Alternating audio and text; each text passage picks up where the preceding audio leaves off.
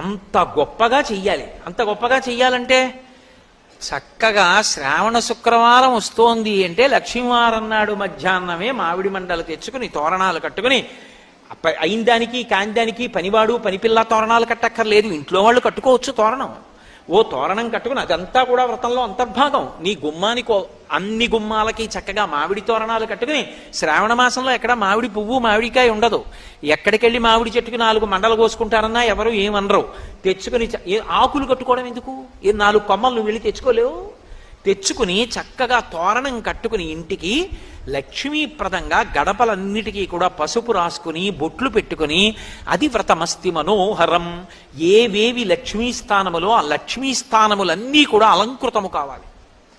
అసలు లక్ష్మీదేవి పరవశించిపోవాలి ఆ ఇంటి ఉత్సాహానికి. అదంతా కూడా ప్రకటనమయ్యేది పూజలో. అసలు